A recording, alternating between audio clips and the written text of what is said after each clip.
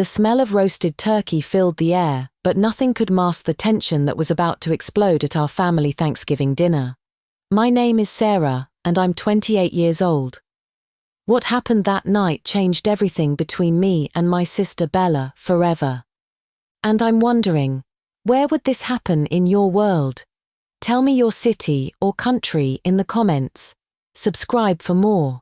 So here's what happened next. The dining room glowed with candles and autumn decorations.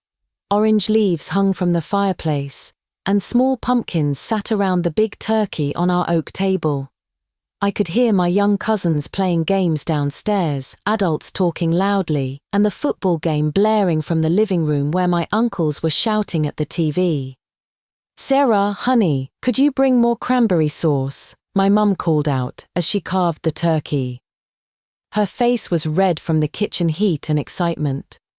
She wore the same red apron she used every Thanksgiving. I smiled and got up from my chair, walking through all our relatives packed into our small house. Uncle Miguel was waving his arms at the football game, nearly spilling his beer, while Cousin Eddie yelled at players who couldn't hear him. I felt my younger sister Bella watching me like a hawk. She sat at the head of the table, where everyone could see her fancy outfit. She wore what looked like an expensive designer dress that showed off her figure, and her makeup was perfect, like something from social media. The huge fake diamond ring from her boyfriend Rico sparkled in the candlelight every time she moved her hands. "Sis, you need to move faster," Bella called out with that bossy tone I knew so well. "Everyone is waiting for you. We can't start saying grace until you get back with that cranberry sauce." I chose not to respond to her comment, simply spooning the homemade cranberry sauce that my mother had prepared from scratch into a small ceramic bowl with deliberate care. The kitchen was still warm from hours of cooking, and the lingering aromas of sage stuffing, roasted vegetables, and pumpkin pie filled the air. I took a moment to collect myself, gripping the counter edge as I fought the familiar knot of anxiety that always seemed to tighten whenever Bella decided to make me the center of unwanted attention. I knew exactly what she was anticipating.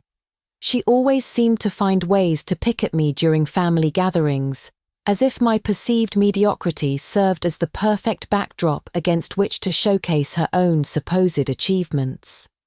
It had become a predictable pattern over the years. She would wait until everyone was gathered, relaxed and happy, and then she would find some way to highlight my shortcomings while simultaneously drawing attention to her own successes. When I returned to the dining table and had barely settled back into my chair, Bella cleared her throat dramatically and raised her wineglass high in the air. The gesture was so theatrical that it immediately commanded the attention of everyone in the room. "Okay, everyone, please quiet down for just a moment," she announced loudly, her voice carrying over the football game and various conversations with practiced authority. Her face was adorned with that particular type of artificially sweet smile that had become her signature expression, the kind of smile that looked perfect in photographs but never quite reached her eyes. "Before we all dig into this wonderful feast that Mum has prepared for us, I want to present my dear sister Sarah with a very special Thanksgiving gift." All eyes in the room immediately focused on me with laser-like intensity. I felt that familiar knot of anxiety begin to tighten in my stomach as conversations died down, and even Uncle Miguel muted the television to see what was happening. The sudden silence was deafening, filled with anticipation and curiosity from nearly 20 family members who were now waiting to see what Bella had planned. "Here it comes," I thought to myself, steeling myself for whatever public humiliation she had concocted this time. Bella reached into her equally counterfeit designer handbag with theatrical precision and withdrew an elaborately wrapped gift box, complete with a shimmering gold bow that caught the candlelight. She presented it to me with the kind of flourish typically reserved for award ceremonies or magic shows. "Go ahead and open it, sis," she said with exaggerated sweetness, her voice dripping with false affection. "I put a lot of thought into finding something that would really help you." I accepted the package with stiff, reluctant fingers, acutely aware of the dozen pairs of eyes watching my every movement as I carefully tore away the expensive-looking wrapping paper. My hands trembled slightly as I lifted the lid, already dreading whatever thoughtful surprise awaited me inside. Inside, I discovered a book along with several brightly colored pamphlets and flyers that had been carefully arranged like a bouquet of humiliation. The book's cover displayed in bold, unmistakable letters, "Finding True Love Before 30, a self-help guide for older single women." The author's photograph showed a perfectly made-up woman in her 40s, smiling with the confidence of someone who had presumably solved all of life's romantic challenges. The accompanying flyers were promotional materials for various events: Los Angeles Elite Singles Weekend Mixer events, speed dating for professional women over 25, and how to transform yourself into marriage material. The living room fell into a deathly silence that seemed to stretch on for an eternity, broken only by the distant sound of the football game that Uncle Miguel had forgotten to completely turn off. I could hear the heating system clicking on, the refrigerator humming in the kitchen, and what felt like 20 people collectively holding their breath. Then came a few scattered bursts of uncomfortable laughter, the kind of nervous chuckling that people do when they witness something so awkward they're not sure how to react. I could feel the heat rising in my cheeks, burning like fire, and spreading down my neck until I was certain my face had turned the color of the cranberry sauce I had just fetched. "Isabella!" my mother hissed under her breath in disapproval, her voice sharp enough to cut through the tension. She set down her carving knife with a little more force than necessary, creating a sharp clink against the serving platter. "Mum, I'm only trying to help her." Bella's voice was filled with that particular brand of false concern she had perfected over the years, the tone of someone who wanted to appear caring while delivering a devastating blow. "My sister is already 28 years old, still working night shifts at a grocery store, and she doesn't even have a boyfriend. We can't just stand by and watch her turn into some unwanted old maid, can we? I mean, time isn't on her side anymore." She paused dramatically, making sure everyone was hanging on her every word before continuing her carefully rehearsed speech. "Look, this book teaches you how to improve yourself, how to become more attractive to potential partners, and these mixer events have plenty of quality men available, professional men with good jobs and bright futures. Maybe she'll find someone who won't mind that she works at a supermarket. Although I have to say, she might need to aim for someone a little more realistic in her expectations." Each word she spoke was like a poison-tipped blade, striking with surgical precision at my most vulnerable spots. She knew exactly where to hit to cause maximum damage, and she delivered each blow with the practiced skill of someone who had been perfecting this particular form of cruelty for years. My aunts and uncles exchanged pitying glances, their expressions a mixture of embarrassment and sympathy. Cousin Eddie and his brothers snickered with barely concealed glee, clearly enjoying the free entertainment. My father let out a heavy sigh and turned his head away from the scene, his jaw clenched in obvious discomfort. The worst part was how she managed to make it all sound like genuine concern, like she was performing some sort of sisterly intervention rather than orchestrating a public humiliation. She had wrapped her cruelty in such a pretty package of fake love that anyone who objected would look like they were preventing her from helping me. "I don't need this," I managed to squeeze these words out through gritted teeth, my voice cold as winter ice and barely above a whisper. "Don't be so stubborn, sis," Bella continued with a dramatic shrug, her voice taking on that patronizing tone that suggested I was being unreasonable by not embracing her help. She turned toward her boyfriend Rico, seeking validation for her performance. "Honey, don't you think so? When a woman has no career and no love life either, how tragic is that? I mean, what kind of future can she possibly have?" Rico offered a perfunctory smile, though his eyes seemed to dart nervously around the room as if he were looking for an escape route. He was clearly uncomfortable with being dragged into this family drama, but he also seemed unwilling to contradict his girlfriend in front of her entire family. "Well," he said carefully, his voice lacking conviction, "everyone deserves to find happiness, I suppose." I stared intensely at Bella, this sister who had grown up alongside me since childhood, who had shared a bedroom with me until we were teenagers, who had once been my closest confidant and protector. Now I could barely recognize her beneath the layers of makeup and designer clothes and calculated cruelty. She knew exactly what I despised most. She knew precisely how to deliver the most hurtful words while wearing the sweetest possible smile. She was clearly enjoying the sensation of crushing me beneath her feet, using my perceived failures to highlight her own supposed successes. According to family legend, Bella was the success story among the Martinez sisters. She worked as an assistant at a high-end beauty salon in Beverly Hills, complete with a handsome and wealthy boyfriend and designer labels adorning her from head to toe. She drove a leased BMW that she claimed Rico had bought for her, lived in a trendy apartment in West Hollywood, and posted Instagram photos of herself at exclusive restaurants and boutique shopping trips. She was everything our traditional Mexican-American family valued. Beautiful, well-dressed, financially successful, and romantically attached to a man who could provide for her. And what about me? In their eyes, I was nothing more than a cashier working night shifts at Ralph's supermarket, with no college education, no career prospects, and certainly no romantic life to speak of. I wore second-hand clothes from thrift stores, drove a 15-year-old Honda Civic with a dented bumper, and spent my free time reading books from the public library instead of socializing with eligible men. A complete and utter failure in every possible way that mattered to our family's definition of success.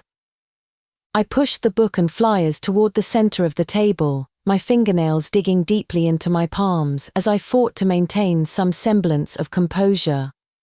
I could feel my phone vibrating insistently in my pocket and knew exactly who was sending me a message.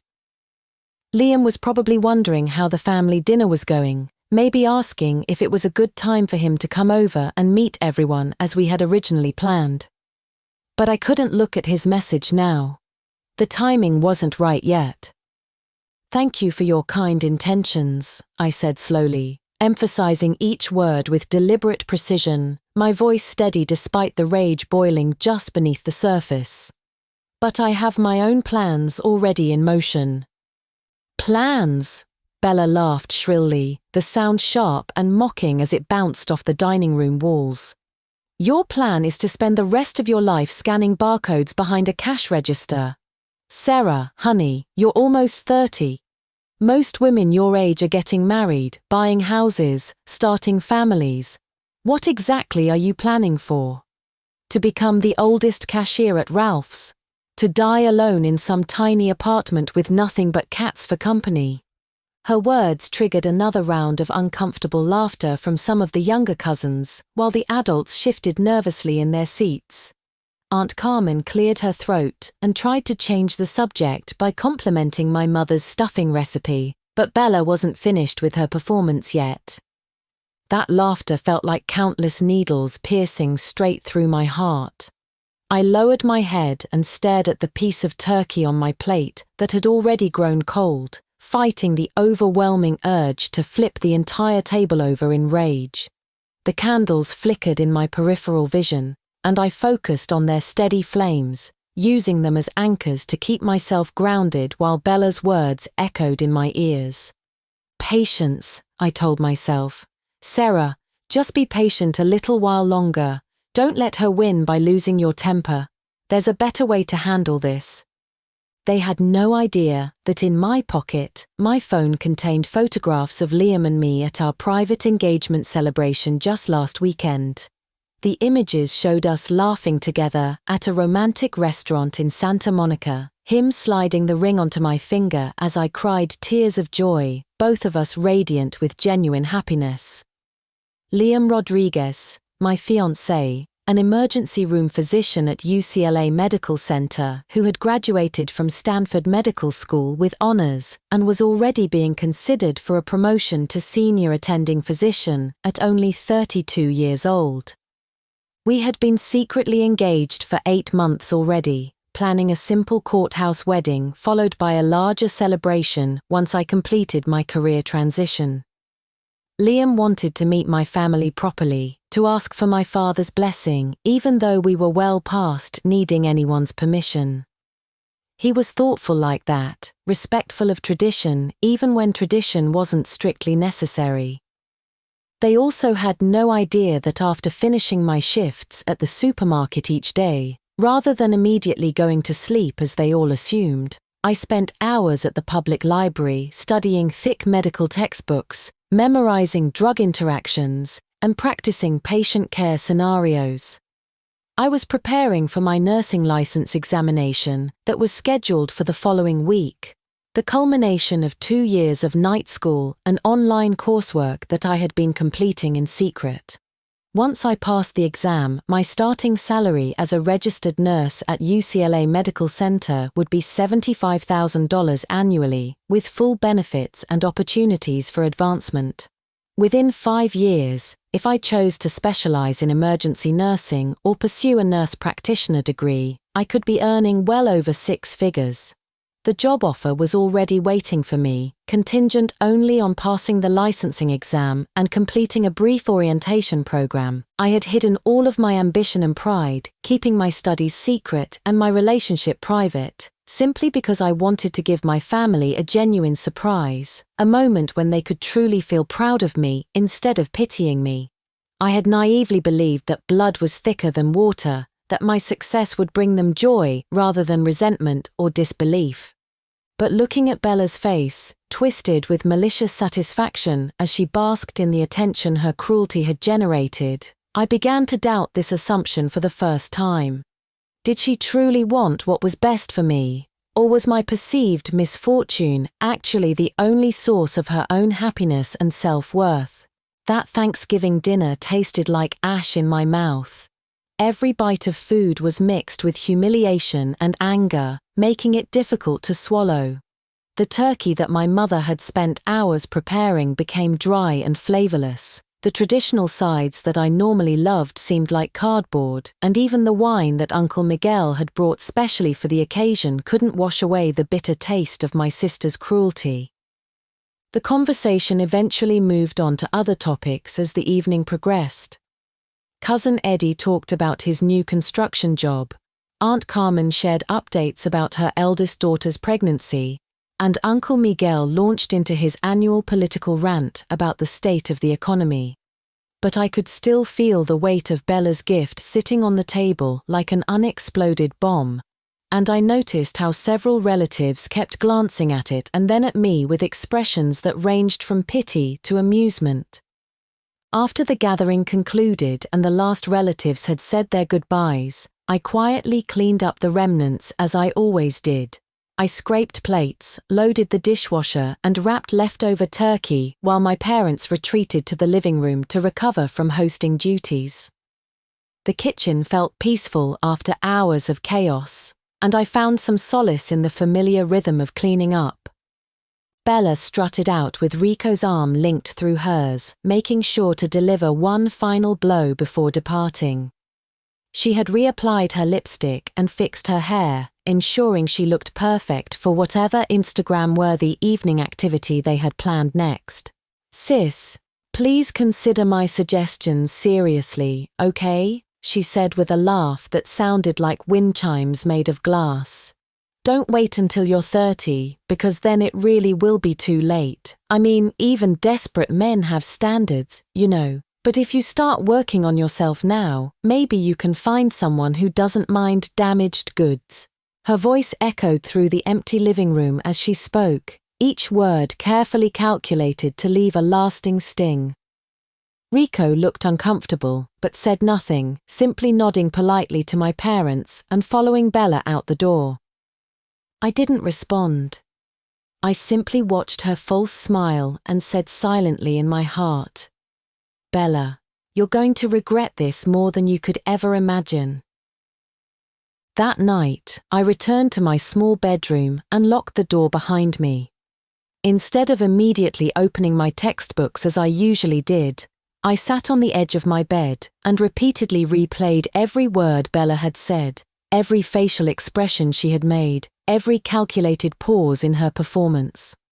A cold suspicion began to spread through my mind like ice water, making connections that I had previously dismissed as paranoia.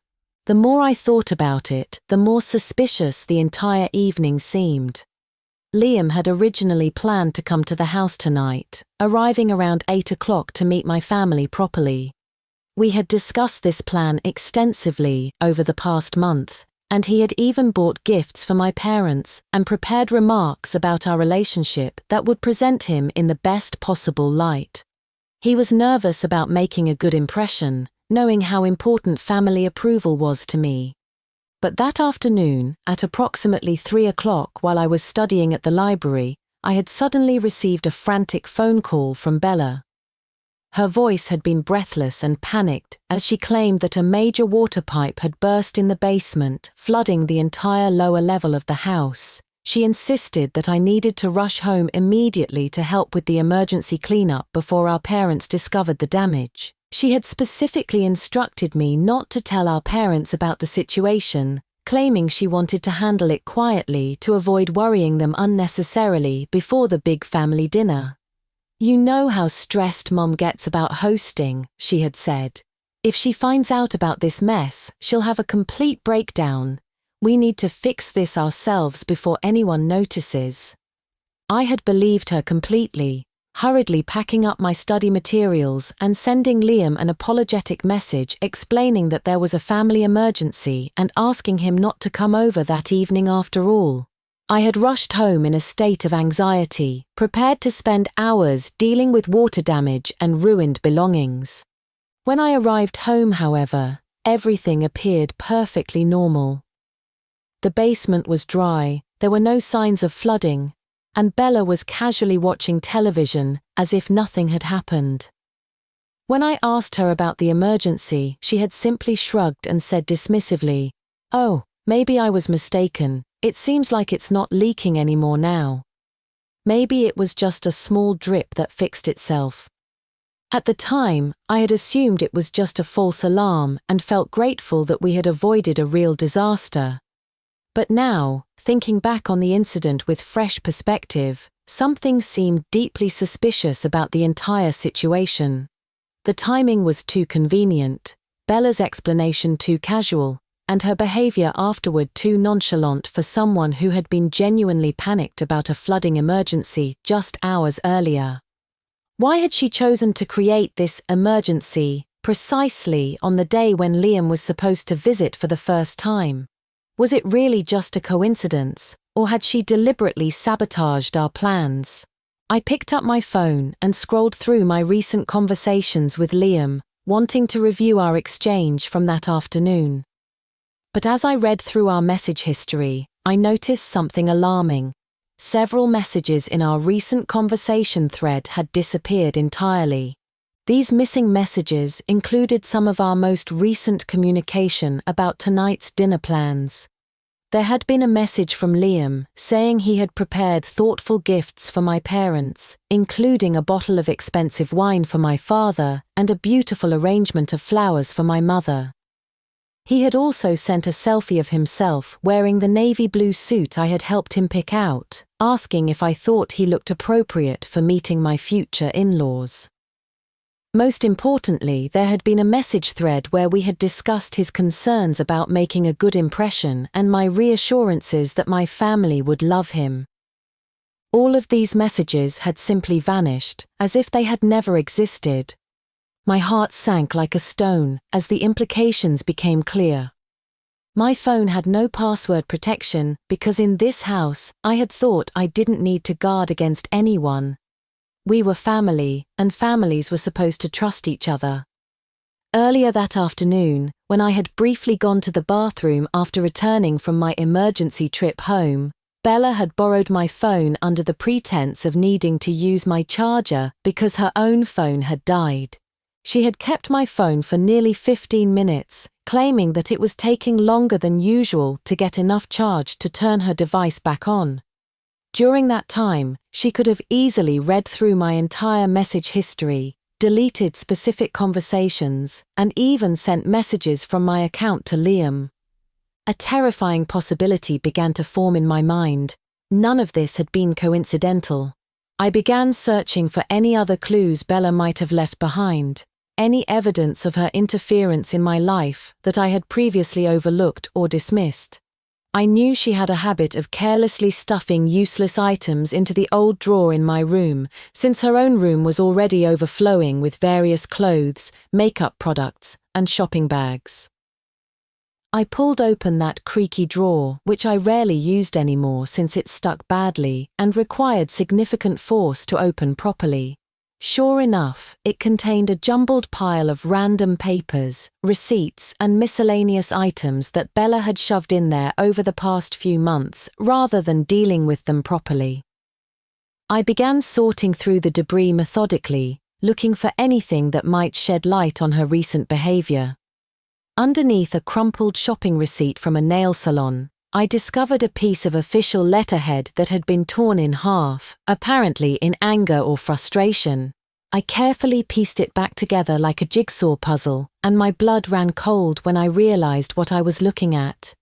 It was a termination letter from the prestigious Beverly Hills beauty salon that Bella took such pride in working for, the job she constantly bragged about to anyone who would listen. The letter was dated exactly 2 weeks earlier, and the reason for termination was clearly stated in uncompromising black and white. Repeated theft of merchandise and cash register discrepancies totaling over $800. My breath caught in my throat as I read the details. According to the letter, Bella had been caught on security cameras stealing high-end skincare products, makeup items, and small amounts of cash from the register over a period of several weeks. The salon management had initially given her opportunities to explain the discrepancies, but when the evidence became undeniable, they had no choice but to terminate her employment immediately and threaten legal action if the stolen merchandise wasn't returned within 48 hours. Bella had been fired 2 weeks ago for theft, yet she continued to leave the house each morning, dressed to the nines, pretending to go to her prestigious job in Beverly Hills. She maintained her routine of leaving early, staying away all day, and returning home in the evening with stories about difficult clients and workplace drama.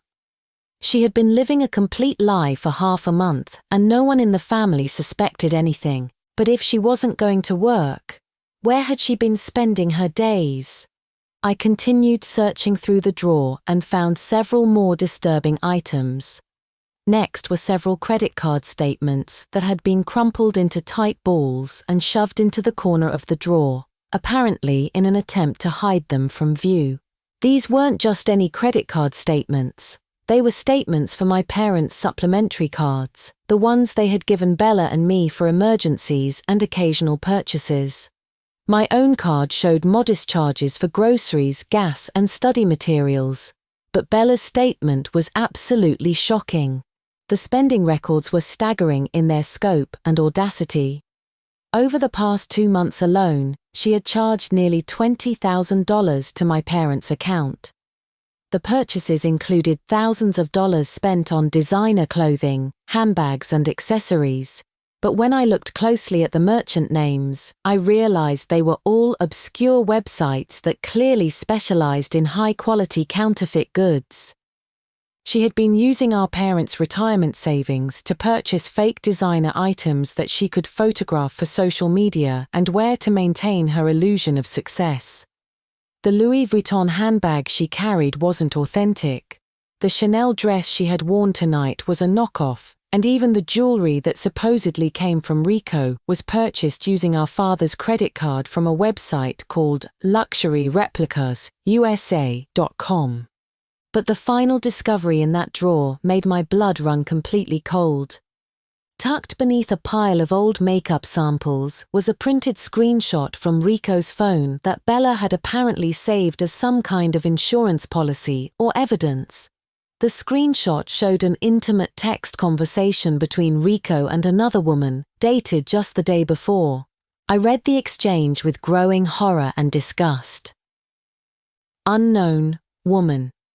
You're really going to spend another whole evening with that clingy bitch and her crazy family tomorrow? Rico. Don't worry, baby, I'll make it quick. Just got to keep the performance going a little longer. Unknown woman. I don't understand why you're still wasting time with her. She's not even that pretty, and you said she's broke as hell. Rico. She's not broke, babe. Her parents have money and she's been very generous with their credit cards. This relationship has been quite profitable, if you know what I mean. Plus, her family thinks I'm some kind of financial wizard now. It's actually pretty funny. Unknown woman. How much longer are you going to keep this up? Rico. Just until I squeeze out everything I can. She's already talked about us getting married, and I'm pretty sure her dad would pay for a big wedding. After that, I'll find a reason to disappear. Maybe I'll say I got transferred to New York or something. Unknown woman.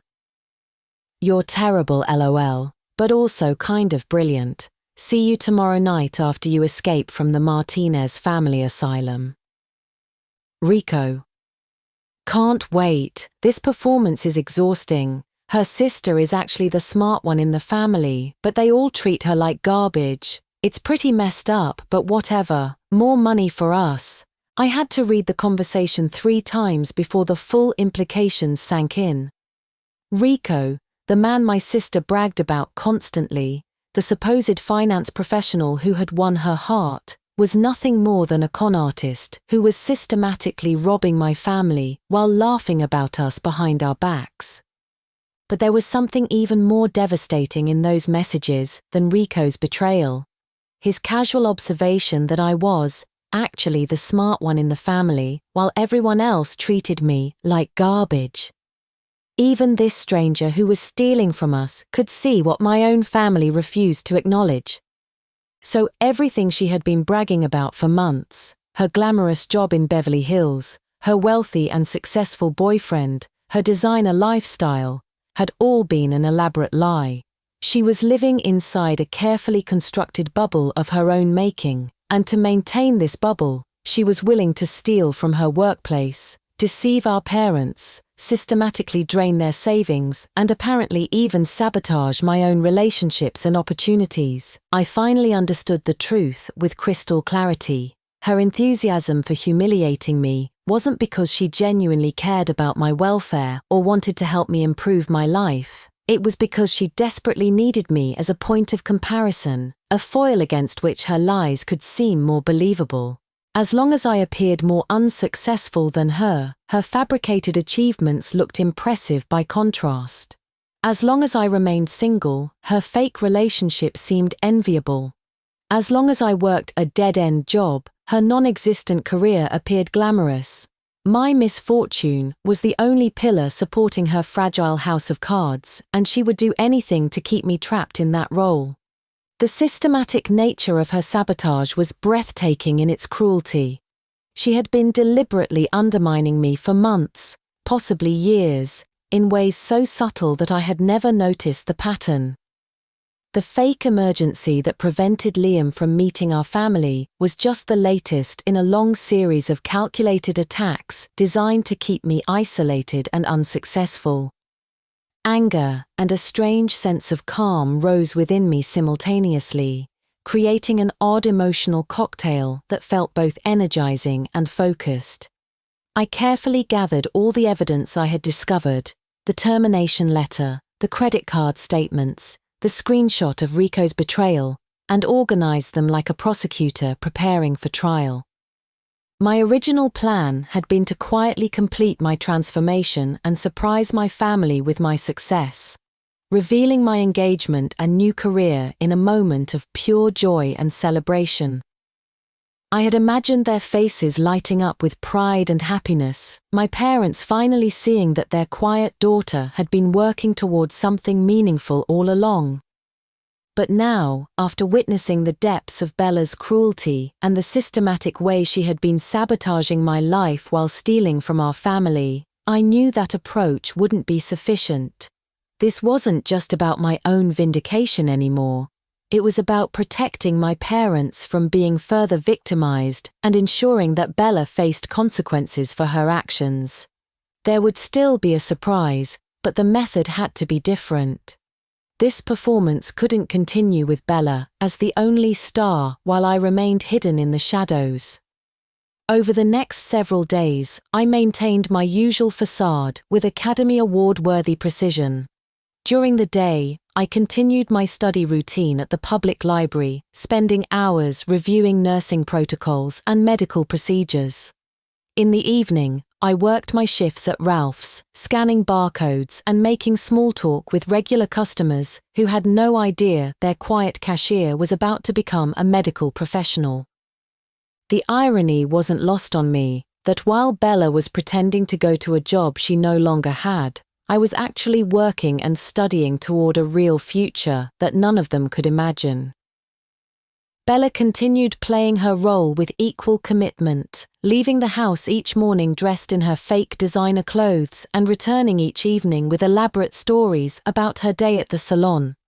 She occasionally looked at me with those pitying eyes that had become her signature expression, and sometimes she would helpfully send me links to dating websites or self-improvement articles, always with a message like, "Thought this might interest you," or "Never too late to start working on yourself." I ignored her completely, focusing instead on preparing for my counterattack. I contacted Liam and explained my plan, telling him about the evidence I had discovered and the public confrontation I was planning. After listening carefully to everything I had uncovered, he was silent for a long moment before responding. "Sarah, I support you completely," he said finally, his voice steady and reassuring. "What your sister has done is beyond cruel, and your parents deserve to know the truth. Whatever you need me to do, just let me know. I'll be there." I also called my parents' credit card company, ostensibly to verify some billing statements and ensure there hadn't been any fraudulent charges. Through this conversation, I obtained detailed records of all purchases made on Bella's supplementary card over the past 6 months. The reality was even more shocking than what I had discovered in her hidden documents. The total amount she had stolen from our parents over the past 6 months was approaching $40,000. The charges included not just clothing and accessories, but also expensive dinners at restaurants she claimed Rico had taken her to, hotel rooms for weekend getaways that she had supposedly enjoyed as his guest, and even payments to a luxury car rental company for vehicles she had borrowed to maintain her facade of success. My parents, who had been saving for their retirement and living modestly to ensure they would have enough money for their golden years, had been systematically robbed by their own daughter, while she used their stolen funds to humiliate their other daughter. On examination day, I walked into the testing center with unprecedented calm and focus. Those questions that had once seemed overwhelming now appeared manageable. The medical scenarios that had previously confused me were now clear and logical. I had prepared for this day for far too long, invested too much sweat and tears and sacrifice, and I absolutely would not let anyone or anything destroy this opportunity. The test took nearly 4 hours to complete, but I felt confident about every section. When I submitted my final answers and walked out of that testing center, I had an overwhelming sense that I had not just passed, but had probably scored in the top percentile of test takers. 3 days later, my phone rang with the call I had been waiting for. I had passed with flying colors, scoring high enough to qualify for immediate employment at any medical facility in California. On Saturday evening, exactly 1 week after the Thanksgiving disaster, I told my parents that I had something important to announce and asked them to invite all our relatives for dinner, specifically ensuring that Bella and Rico would be present. I told them it was urgent and that I needed the whole family there to witness what I had to share. When Bella received the phone call invitation, her voice was immediately filled with that familiar tone of mockery and condescension. "What's going on, sis? Have you finally come to your senses and decided to announce at a family meeting that you're going to attend those singles mixer events? Are you ready to thank me publicly for opening your eyes to reality?" "You'll find out when you get here," I replied calmly, my voice giving away nothing. "Just make sure Rico comes with you. I have something special planned that I think you'll both find very interesting." That evening, our house was once again filled with curious relatives, and the atmosphere was even more tense and expectant than it had been during Thanksgiving. Everyone was speculating about what I might have to announce, with theories ranging from me finally getting a boyfriend to me deciding to move away from Los Angeles. The anticipation was palpable, and I could see various family members placing small bets on what my big news would turn out to be. Bella and Rico arrived fashionably late, just as I had expected. She was wearing yet another counterfeit designer outfit, this time a fake Versace dress that probably cost my parents $800 from one of her replica websites.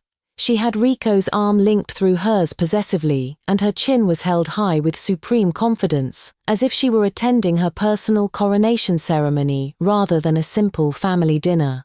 Rico looked slightly uncomfortable, probably because he was getting tired of the ongoing charade, but he played his role convincingly enough.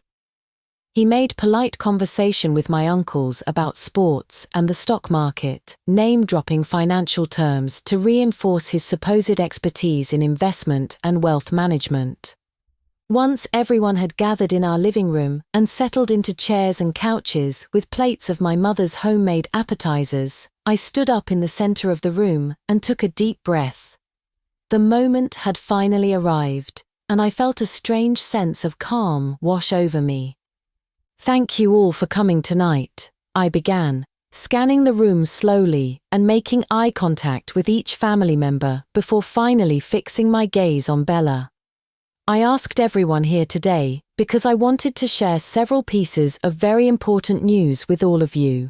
However, before sharing my own news, I would like to first thank my dear sister Bella for inspiring me to finally speak up about some things that have been concerning me."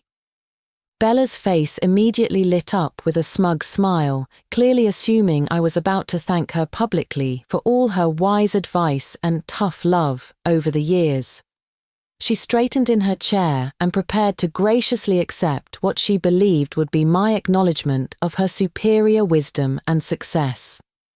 "First," I continued, my voice steady and clear, "I want to thank Bella for bringing such an outstanding future son-in-law into our family. Mr. Rico has been such an interesting addition to our family gatherings." I turned my attention directly to Rico, whose confident smile began to waver slightly as he sensed that something unexpected was about to happen. "Mr. Rico, I hear you work in the finance industry and must be incredibly busy managing other people's investments. I wonder if you happen to remember a woman you've been texting with? Someone you call baby? Someone who isn't my sister?" The color immediately drained from Rico's face, as if someone had opened a drain in his head. Bella's smile froze on her face, transforming from smug satisfaction to confused concern in the span of seconds. I didn't give him any time to respond or formulate an excuse, immediately pulling out the printed screenshot from my pocket and holding it high for everyone in the room to see. The conversation was clearly visible, with Rico's name and phone number displayed at the top of the screen. I discovered this quite by accident while cleaning up some papers that had been left in my room, I announced, my voice carrying clearly to every corner of the living room. "It appears that Mr. Rico's business portfolio is quite diverse. Not only does he work in finance, but he also finds time for acting and what he calls performance art.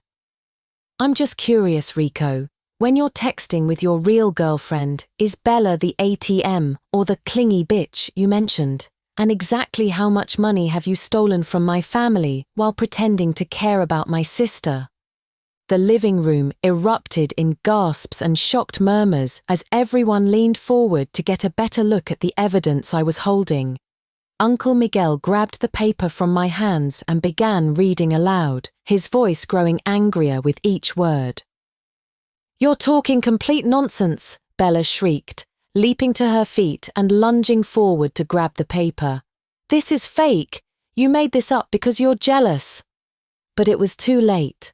The truth was out, and everyone in the room could see Rico's guilt written all over his face. He had gone from confident and charming to pale and sweating in a matter of seconds.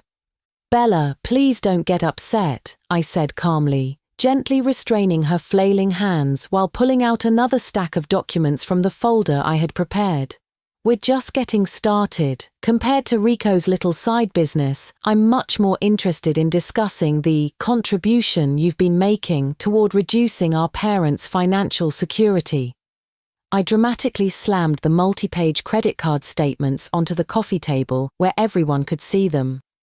The numbers were highlighted in yellow, making the massive spending spree impossible to ignore. $40,000 over the past 6 months, I announced, letting the number hang in the air like a bomb waiting to explode. "All charged to Mom and Dad's retirement savings. All spent on maintaining the illusion that you're successful and happy. Fake designer clothes, fake jewelry, fake vacation photos, and payments to Rico's real girlfriend for services I don't even want to think about." I paused for effect, then pulled out the termination letter and placed it on top of the credit card statements. "Oh, and by the way, this money also helped you maintain your respectable job at that prestigious Beverly Hills beauty salon. You know, the job you were fired from 3 weeks ago for stealing merchandise and cash. The job you've been pretending to go to every day while actually spending your time doing whatever it is that unemployed thieves do with their days." The living room had transformed into absolute chaos. My mother had covered her mouth with both hands, her eyes wide with disbelief and horror. My father's face had turned deep red with fury as he stared at the evidence spread across our coffee table. Aunt Carmen was frantically reading over the credit card statements while Uncle Miguel continued examining the termination letter. "This can't be real," my mother whispered, her voice barely audible over the growing commotion. "Isabella, tell me this isn't true. Tell me you haven't been stealing from us." Bella's composure completely shattered. Her face went deathly pale, and her entire body began trembling as she pointed at me with a shaking finger. "She's lying," she screamed, but her voice lacked any conviction. "She's making all of this up because she hates that I'm successful and she's not." Rico, seeing that their entire deception had been completely exposed, immediately tried to distance himself from the situation and save whatever he could of his own reputation. He pointed directly at Bella and declared loudly enough for everyone to hear, "This is all her fault. She's the one who told me her family had money to burn. She's the one who begged me to pretend we were serious. She promised me her parents would pay for an expensive wedding and that I could walk away with thousands of dollars." He was backing toward the door as he spoke, clearly planning his escape route. "I never wanted to hurt anybody. She manipulated me into this whole scheme. She's been using her family's credit cards to pay for everything, and she told me it was perfectly fine because her parents had given her permission." With that pathetic attempt at self-justification, Rico bolted from the house without looking back, leaving Bella to face the consequences of their shared deception entirely alone. Bella collapsed into her chair as if her strings had been cut, all her pretenses completely shattered, and her carefully constructed facade lying in ruins around her feet. She looked like a deflated balloon, suddenly small and fragile without the armor of her lies to protect her. She finally broke down in sobs, but this time, instead of manipulation or performance, her tears seemed genuine, the tears of someone whose entire world had just collapsed. But I still wasn't finished. In the deathly silence that followed Rico's dramatic exit, I turned toward my parents, and my voice became gentler and more loving. Dad, Mum, I'm sorry for keeping secrets from you for so long, and I'm sorry you had to find out about Bella's situation this way. But now I'd like to share some much happier news with all of you. I took out my phone, opened a specific photograph, and connected it to our television screen using the wireless display feature. The image that appeared was a professional engagement photo showing me in a beautiful white dress, standing next to a handsome man in a perfectly tailored suit who was tenderly placing a ring on my finger. Both of us were radiant with genuine joy and love. "This is Liam Rodriguez, my fiancé," I announced, my voice now filled with pride and happiness instead of anger and disappointment.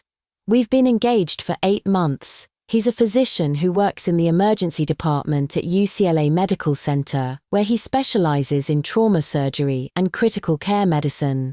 The shocked silence in the room was deafening. Everyone stared at the confident, beautiful woman on the television screen, someone who looked like me but seemed to inhabit a completely different world from the one they thought they knew. They looked back and forth between the image and my face, as if they were trying to solve a complex puzzle.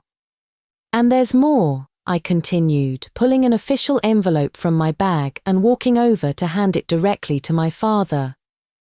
"This is my score report from the nursing license examination I took last week. I passed with a 96% score, which places me in the top 5% of all test takers statewide."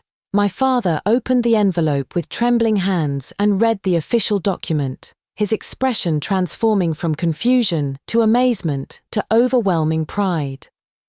"UCLA Medical Center has offered me a position as a registered nurse in their emergency department, starting Monday morning.